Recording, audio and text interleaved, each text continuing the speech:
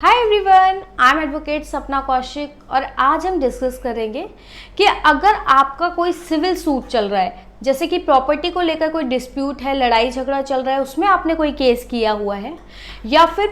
आपने किसी को पैसे दिए थे उससे पैसे रिकवर करने हैं या ऐसा ही कोई दीवानी मुकदमा आपका चल रहा है और ऐसे केसेस में डिफेंडेंट प्रतिवादी दूसरी पार्टी की डेथ हो जाती है, तो क्या आपका कोर्ट में केस खत्म हो जाएगा या फिर आपको कुछ करना पड़ेगा? आप उस केस में क्या कर सकते हैं, आज हम उसी को डिस्कस करेंगे। लेकिन उससे पहले एक और इम्पॉर्टेंट बात कि अगर आपने हमारा यूट्यूब चैनल अभी तक सब्सक्राइब नहीं किया या फिर बेल आइकन प्रेस नहीं किया तो प्लीज़ बेल आइकन को प्रेस कीजिए और चैनल को सब्सक्राइब कीजिए।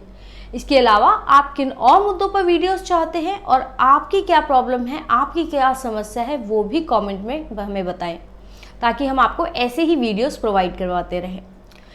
आप सब ये तो सभी जानते हैं कि अगर कोर्ट में कोई भी क्रिमिनल केस चल रहा है, यानी कि अगर कोर्ट में कोई भी फौजदारी मुकदमा चल रहा है और ऐसे केस में अभियुक्त की एक्यूज्ड की डेथ हो जाती है तो वो केस खत्म हो जाता है। या कोई फैमिली मैटर है, पति पत्नी ने एक दूसरे के ऊपर केस किया है और उसमें से किसी एक पार्टी की डेथ हो जाती है तो वो केस भी खत्म हो जाता है।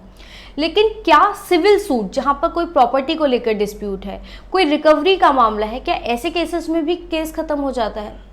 इसको लेकर डिटेल में प्रोविजन दिए गए हैं सीपीसी सिविल प्रोसीजर कोड 1908 के ऑर्डर 22 में, यानी कि आदेश 22 में डिटेल में बताया गया है कि अगर कोई दीवानी मुकदमा फाइल किया जाता है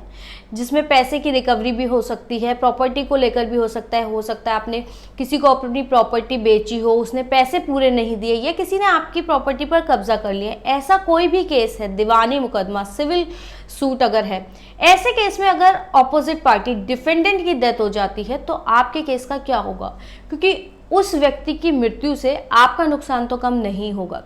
इसलिए उस व्यक्ति के जो भी उत्तराधिकारी हैं, जो भी उनका लीगल हेयर है, मान लीजिए पिता के ऊपर आपने केस किया था और पिता की मृत्यु के बाद उनके बेटे को उनकी सारी प्रॉपर्टी, सारा पैसा मिल जाता है, तो ये भी उनकी जिम्मेदारी है, बेटे की जिम्मेदारी है कि वो अपने पिता की सारी लायबिलिटी, सारी देनदारी को चुकाए। इसीलिए अगर आपको पता चलता है कि आपके दीवानी मुकदमे में सामने वाली पार्टी डिफेंडेंट की, प्रतिवादी की डेथ हो चुकी है तो डेथ के 90 डेज के अंदर अंदर आपको कोर्ट में एप्लीकेशन लगानी होगी और वहां बताना होगा कि उनका उत्तराधिकारी कौन है और उसकी डिटेल्स आपको देनी पड़ेगी। अगर आप सारे उत्तराधिकारियों को नहीं भी जानते हैं तो आपको किसी एक उत्तराधिकारी की इन्फॉर्मेशन कोर्ट में एप्लीकेशन लगा के देनी होगी। आपको बताना होगा कि उस व्यक्ति की डेथ हो चुकी है और अब उनकी जगह इसको प्रतिवादी बनाया जाए। अगर आपको पता नहीं चल पाता है 90 दिनों के अंदर अंदर तो आपको लिमिटेशन एक्ट के सेक्शन 5 में एग्जम्पशन मिल सकती है, यानी कि वैसे तो आपको 90 दिन के अंदर अंदर कोर्ट को इन्फॉर्मेशन देनी होगी, कोर्ट में एप्लीकेशन लगानी होगी कि उनकी जगह उनके बेटे को प्रतिवादी डिफेंडेंट बना दिया जाए। लेकिन अगर आप 90 दिनों में नहीं बताते हैं तो आपका केस डिसमिस, आपका सूट डिसमिस किया जा सकता है।